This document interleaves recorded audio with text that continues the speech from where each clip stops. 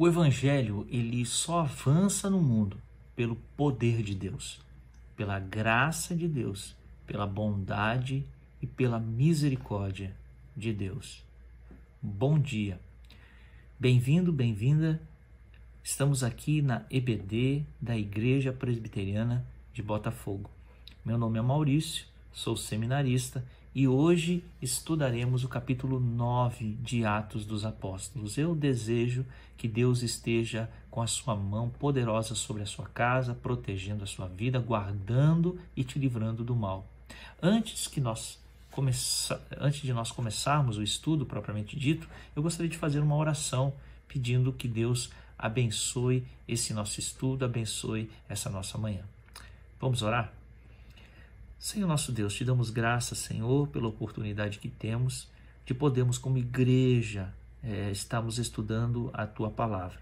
Que o Senhor nos abençoe, que o Senhor esteja iluminando, Senhor, esse nosso estudo e que possamos aplicar na nossa vida as coisas que a Tua Palavra nos instrui.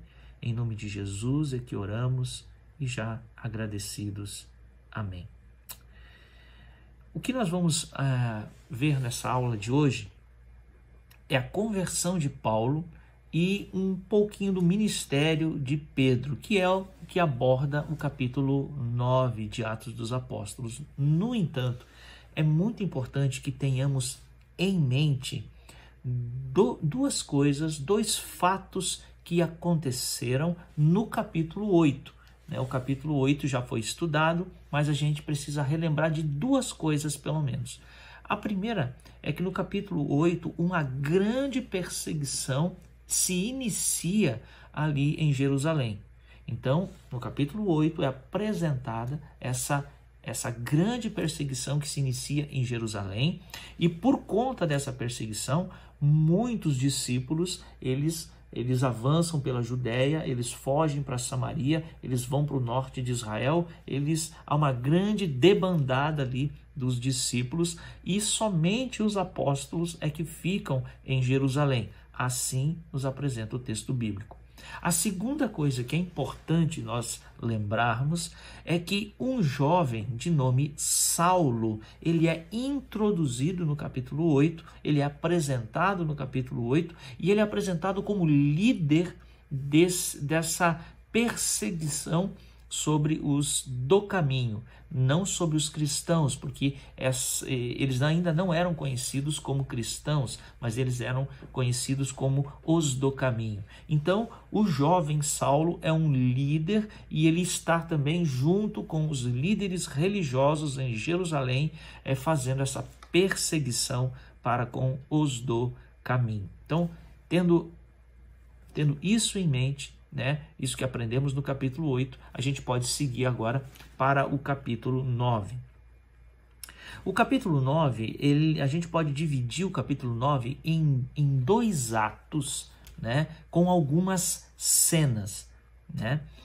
No primeiro ato, nós veremos a conversão de Paulo e algumas cenas que acontecem, que estão ligadas a essa conversão. E o outro ato que a gente vai ver também é o fato de Pedro ser usado poderosamente por Deus no seu ministério. Então, vamos iniciar a leitura do texto bíblico e para a gente já começar a ver algumas cenas neste primeiro ato, que é o ato da conversão de Paulo. O capítulo 9 inicia então, portanto, desta forma. Pegue a sua Bíblia, tá? Se você tiver a Bíblia aí, eu vou lendo o texto bíblico aqui com os irmãos. Pegue a sua Bíblia e já abra lá no capítulo 9 de Atos dos Apóstolos. A partir do versículo 1, vamos ler o versículo 1 e 2, e nos diz assim a palavra de Deus. Saulo, respirando ainda ameaças e morte contra os discípulos do Senhor, dirigiu-se ao sumo sacerdote e lhe pediu cartas para as sinagogas de Damasco, a fim de que, caso achasse alguns que eram do caminho, assim homens como mulheres, os levassem presos para Jerusalém. Vamos pensar aqui no seguinte, que a perseguição agora no coração de Paulo já já sai dos domínios ali de Jerusalém e Paulo já está pensando em Damasco, quer dizer, lá no norte, né? Já quase chegando na Síria, lá em cima, e Paulo deseja ir para lá, possivelmente é porque ele já tem conhecimento de que a igreja, os cristãos, os do caminho, estão já se fortalecendo por lá. Então ele deseja ir para lá para prender esses irmãos e trazê-los para julgamento em Jerusalém. Então essa primeira cena, Saulo, que depois vem a ser chamado de Paulo, né, mais à frente, ele respira ameaças de morte. Não quer apenas acabar com o cristianismo em Jerusalém, mas ele tem o desejo profundo de erradicar por completo onde estiver qualquer um do caminho. Então há um desejo, um ódio profundo contra os do caminho, né? Agora isso mostra também para nós, nos revela um coração totalmente morto diante de Deus, porque ele não entende que o reino de Deus já iniciou em Cristo Jesus, né, com a manifestação do reino. Então ali está um coração totalmente morto, que só poderá ser revivido se for pela graça de Deus, pela misericórdia do Senhor. Então, na primeira cena desse ato, nós vemos um Paulo totalmente pleno e cheio de ódio pelos do caminho, querendo prendê-los todos. Agora, o segundo ato, né, a segunda cena desse primeiro ato é a seguinte, a gente vai ler a partir do versículo 3, onde vai dizer o seguinte: seguindo ele estrada fora, ao aproximar-se de Damasco, subitamente uma luz do céu brilhou ao seu redor. E caindo por terra, ouviu uma voz que lhe dizia: Saulo, Saulo, por que me persegues?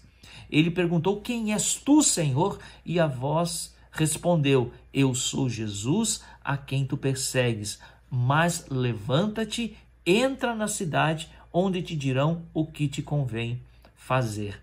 Veja que agora Jesus, no caminho, nesse caminho até Damasco, Jesus aparece para Saulo, Jesus aparece para ele, e essa aparição tem algumas características. A primeira, Jesus encontra Paulo, é Jesus que vai ao encontro de Paulo, e fora de Jerusalém. Jerusalém é o centro religioso, né? Então Jesus encontra com Paulo fora desse centro religioso, mas no caminho, na vida ordinária, aonde Paulo vive as suas expectativas de ir lá em Damasco. Quer dizer, no dia a dia, na caminhada do dia a dia, é que Jesus se encontra com Paulo. Uma outra característica desse encontro: a luz de Cristo mostra a cegueira de Paulo. Veja que aquela luz que apareceu para Paulo, né? Aquela luz sobre ele, aquilo ali revela uma grande cegueira espiritual,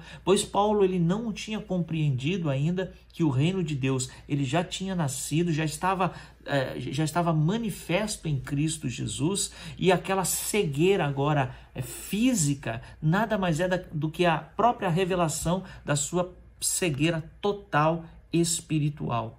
Uma outra característica desse encontro com Jesus: quem persegue os cristãos persegue o próprio Cristo. Veja que Cristo pergunta para Paulo: Paulo, por que tu me persegues? E Paulo não entende essa pergunta, mas eu não estou perseguindo o Senhor, eu estou perseguindo os cristãos. Isso nos mostra, nos ensina que quem persegue os cristãos de fato está perseguindo o próprio Cristo, porque a própria palavra de Deus nos ensina que nós somos a igreja viva, é o próprio corpo de Cristo. Uma outra característica desse encontro de Jesus com Paulo: aquele que era certo de seus passos agora está inseguro na caminhada. Veja que essa revelação de Cristo para Paulo, né? Jesus se revela para Paulo, coloca ele num terreno que ele não está acostumado. Ele tinha certeza absoluta da sua fé, Paulo tinha certeza de quem ele era, Paulo tinha certeza de que o que ele estava fazendo era de acordo com a lei, mas agora quando Jesus se apresenta para ele, porque na cabeça dele Jesus tinha morrido, estava morto, mas quando Jesus, aquela voz, aquela luz se apresenta para ele, tudo cai por terra. A ressurreição agora começa a ser real. Jesus está vivo. Jesus é uma pessoa, não é uma ideia, não é algo que eles estão apenas falando da boca para fora. Não, Jesus é real. Então essa certeza começa a vir sobre a vida de Saulo, e Saulo então começa a se sentir num terreno que ele não conhece muito bem. Ele começa a ter dúvidas sobre aquilo que ele até então tinha certeza. E uma outra característica desse encontro, né? O soldado aguerrido em Jerusalém entra totalmente humilhado pela luz de Cristo em Damasco. Veja que ele sai de Jerusalém, Paulo sai de Jerusalém com o seu coração cheio de rancor, de raiva, de ódio e de perseguição. Ele deseja a perseguição dos judeus.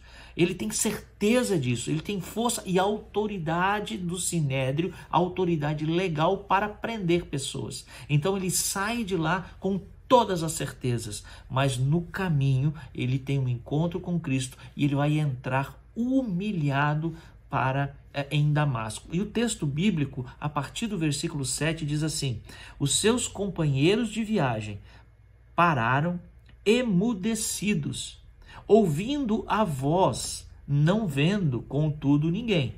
Então se levantou Saulo da terra e, abrindo os olhos, nada podia ver.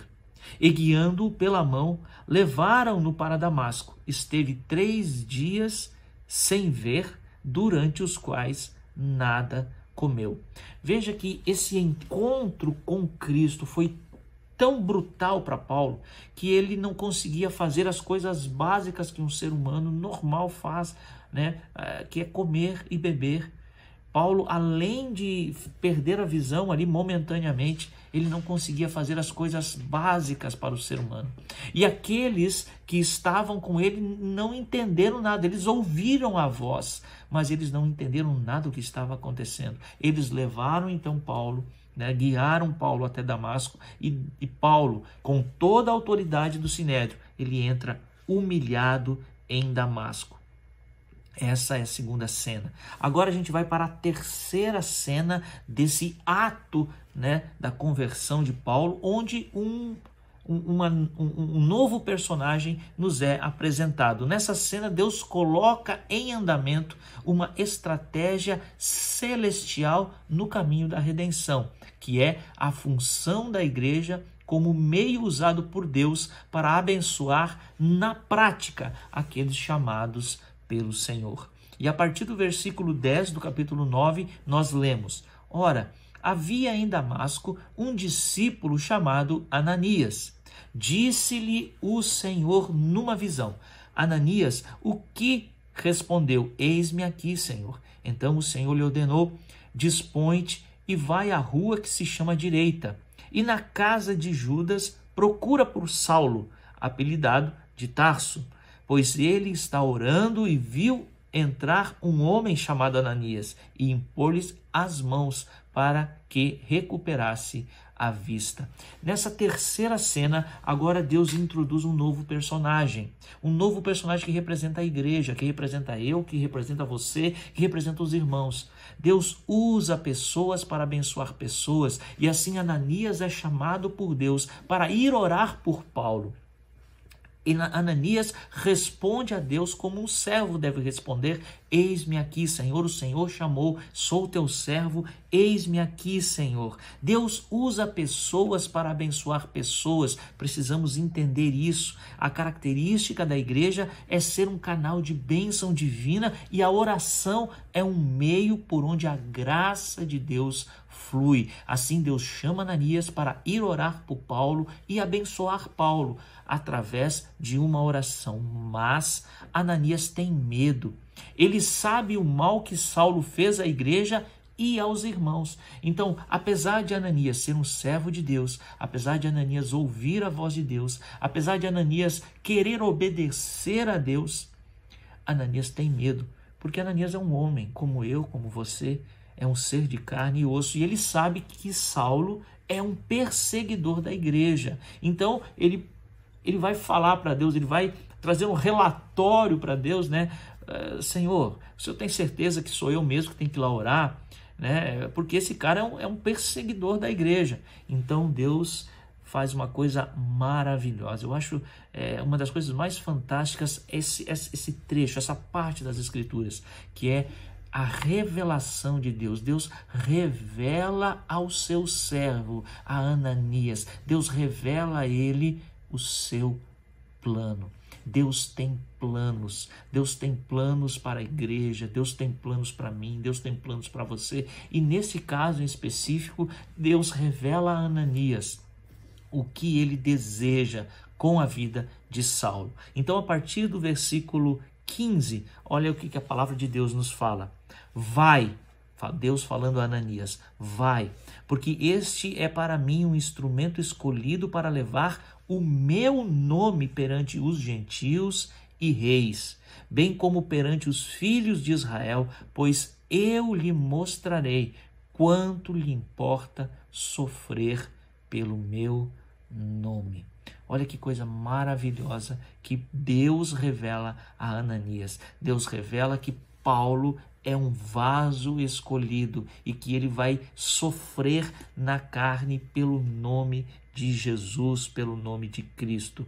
Saulo, após a oração, onde a graça e o poder de Deus se manifesta, ele é curado e logo então ele é batizado. E o versículo 19 diz: e depois de ter se alimentado, sentiu-se fortalecido, então permaneceu em Damasco alguns dias com os discípulos. Então, após Ananias ir lá, após Ananias orar, ele se fortaleceu, ele foi batizado. Possivelmente Ananias também explica muitas coisas para Paulo, tanto que ele fica ali com os discípulos alguns dias, talvez colocando assim as suas ideias, né, em ordem.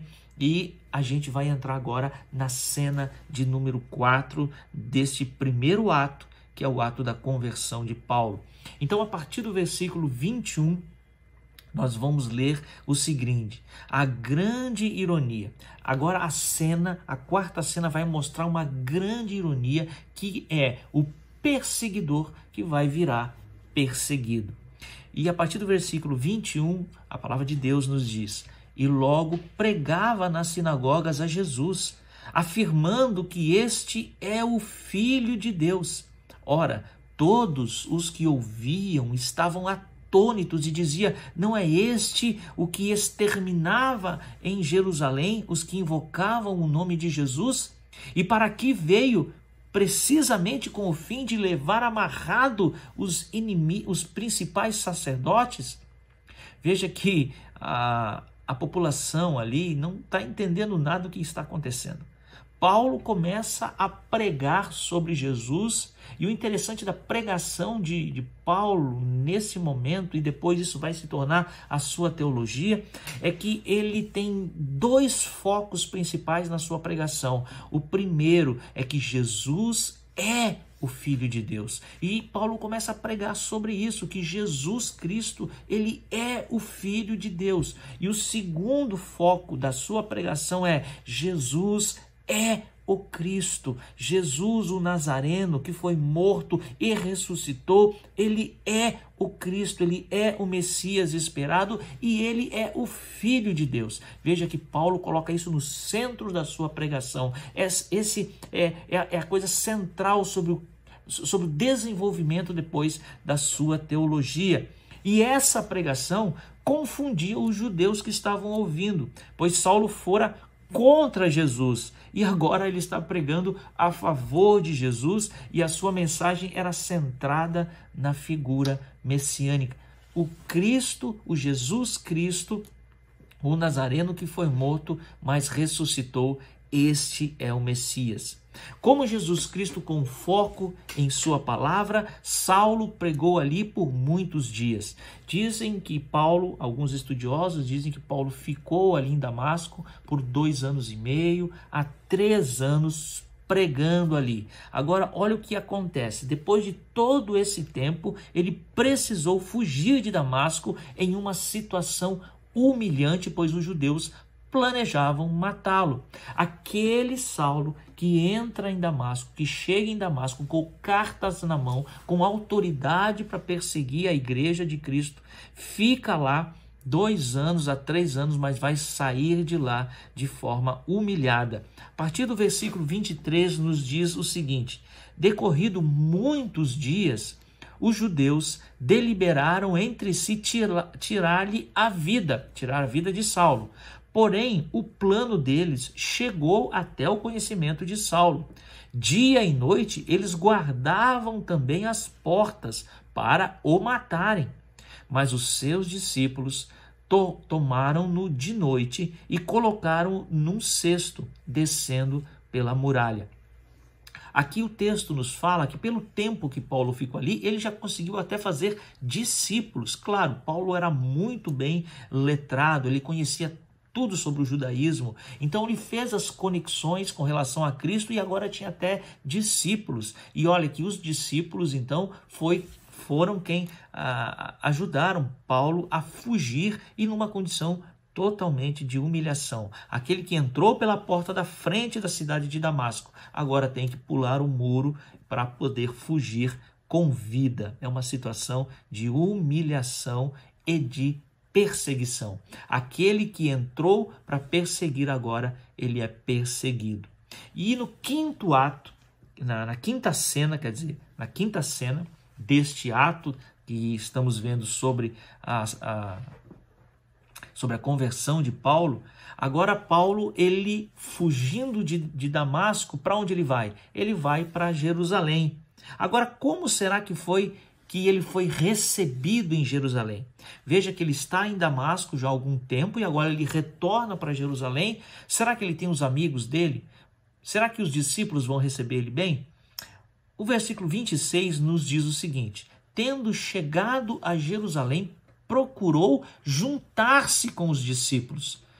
Todos, olha bem essa palavra, todos, porém, o temiam, não acreditando que ele fosse discípulo. Veja bem como é difícil acabar com uma imagem, né? Os discípulos tinham a imagem de Paulo, o perseguidor, mesmo que ele ficou um tempo afastado, o seu nome era conhecido e ele retorna agora e ele quer entrar no grupo dos discípulos. Então, o que passa na mente dos discípulos? Ele quer entrar aqui no nosso meio justamente para nos prender, para nos capturar ou coisas assim, né? Mas aí entra uma pessoa aqui, um novo personagem, que é Barnabé. Barnabé entra em cena e apresenta Saulo aos discípulos, confirmando que Jesus apareceu a ele no caminho e como Saulo testemunhou em Damasco. Saulo não tem medo também e prega ousadamente em Jerusalém, cidade que tem plena perseguição. Então, para que ele fosse aceito pelos discípulos, Barnabé é que introduz ele aos discípulos, digamos assim. Ele está sendo introduzido por um outro homem, ele não tem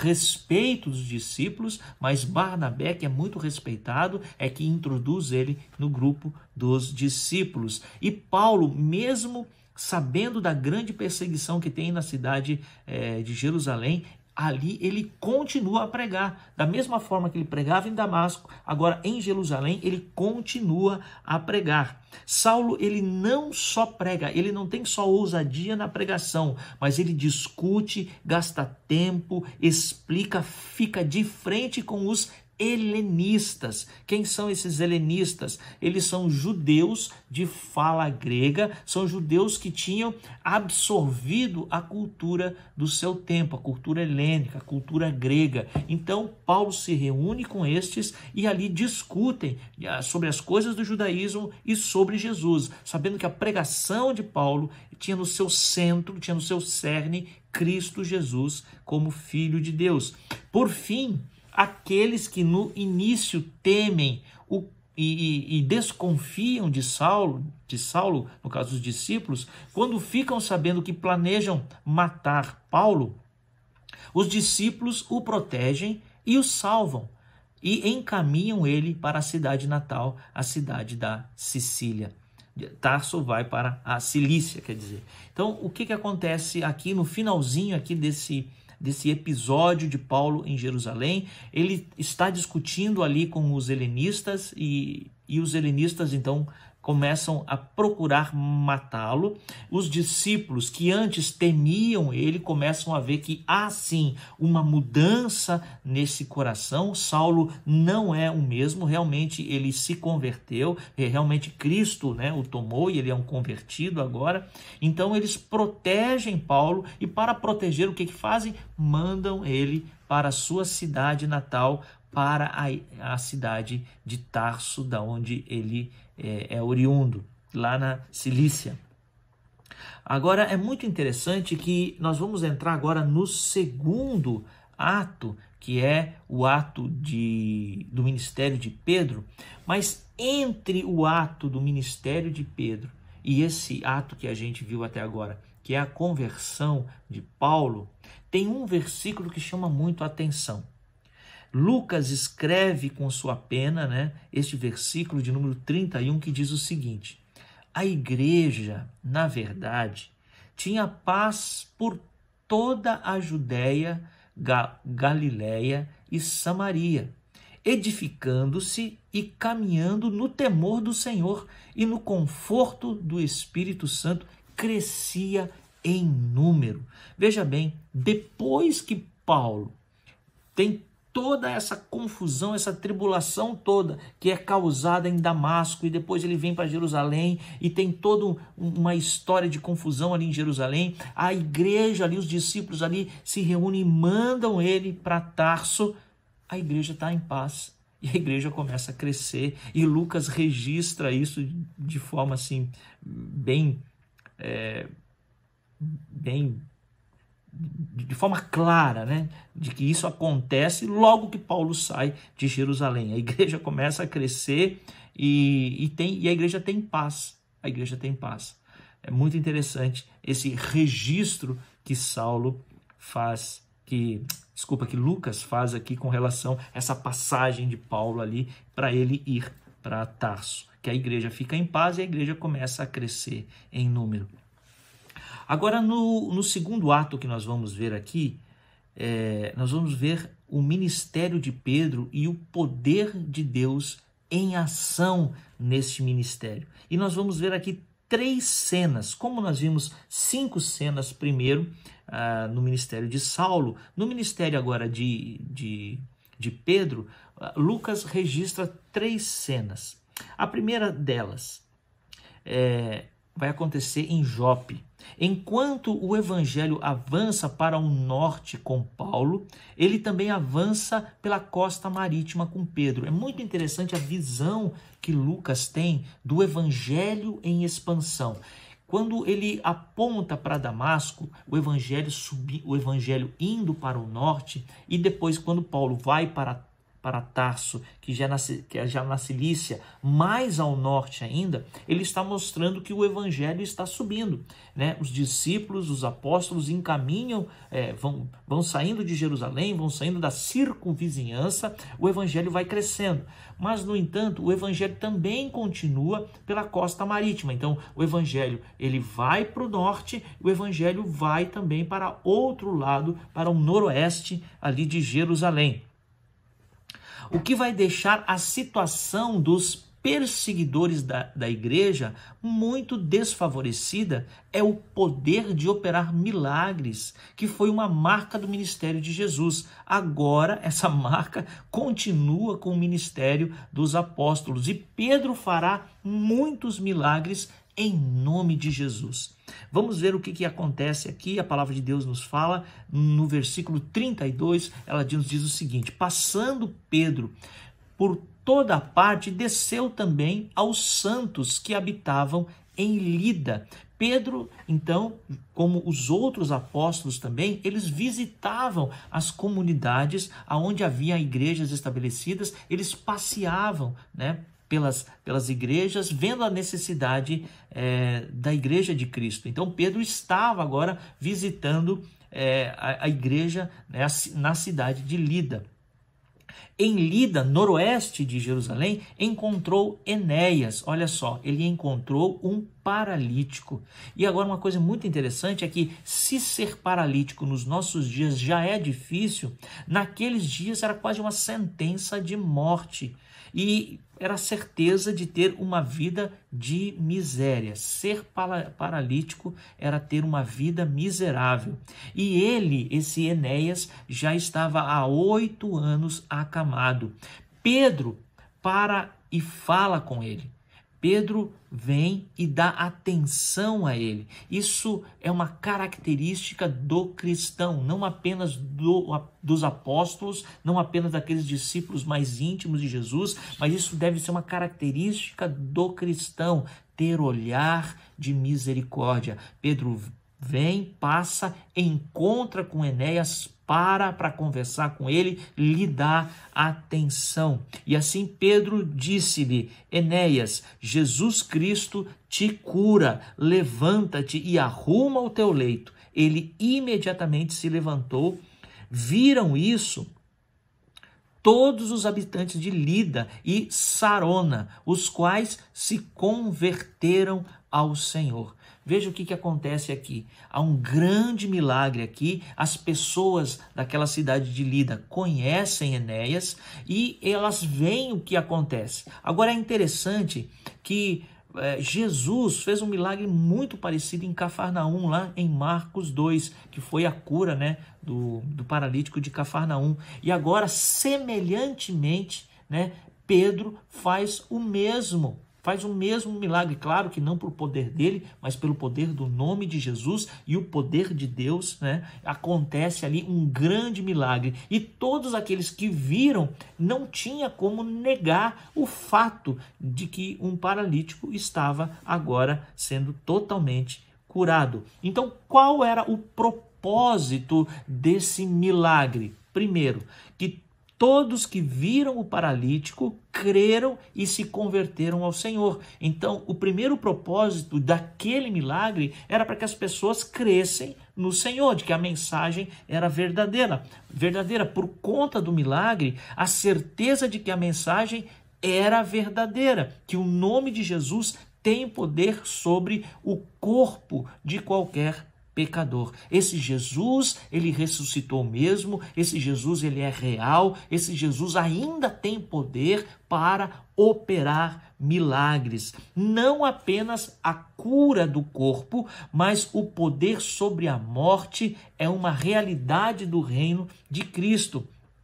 E este está entre os homens. Agora Pedro vai mudar a cena e ele vai fazer um outro milagre, vai acontecer um outro milagre pela mão de Pedro também, mas que vai provar que não apenas o corpo, Jesus tem poder sobre o corpo para curar o corpo, mas sobre a própria morte. E aí então a gente vai ler, né, na sequência do texto, a partir do versículo 36, o texto bíblico nos diz o seguinte: havia em Jope uma discípula por nome Tabita, nome este que traduzido quer dizer Dorcas. Era ela notável pelas boas obras e esmolas que fazia. Ora, aconteceu naqueles dias que ela adoeceu e veio a morrer, e depois de a levarem, puseram-na no cenáculo.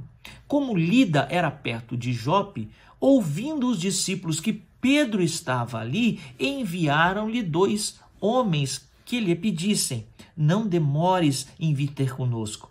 Pedro atendeu e foi com eles. Tendo chegado, conduziram-no para o cenáculo. E todas as viúvas o cercaram, chorando e mostrando-lhe túnicas e vestidos que Dorcas fizera enquanto ela estava com eles.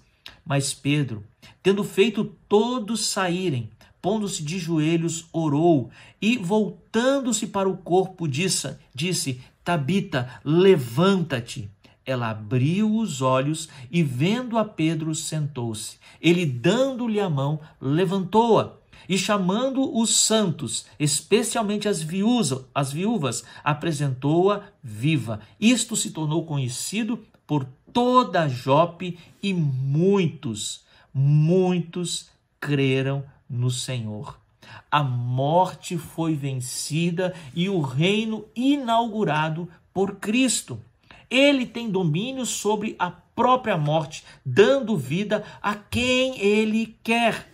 Toda a autoridade lhe foi dada nos céus e na terra, e a ressurreição dessa senhora Dorcas é prova cabal de que o reino inaugurado por Cristo, ele continua. Jesus está vivo e operando, e os discípulos e os apóstolos provam isso através dos milagres que estavam e acontecem até nos dias de hoje. Claro que nós sabemos que aqueles milagres, aquele dom de milagres que os apóstolos tiveram, eles cessaram, mas Deus tem poder sim para executar o que ele quiser. Deus é poderoso, Deus tem todo o poder para fazer milagres. Sempre teve e sempre terá, porque Deus é o mesmo, Deus não muda. O dom passado para os apóstolos, cremos que cessou, mas Deus, ele é operoso e tem poder para realizar quando ele quiser. Agora, como resultado dessa ressurreição, muitos creram no Senhor. A prova de que a morte não reina mais foi essa ressurreição de Dorcas. A terceira cena desse ato, onde esse capítulo nos encaminha para Pedro, é a cena final desse capítulo 9.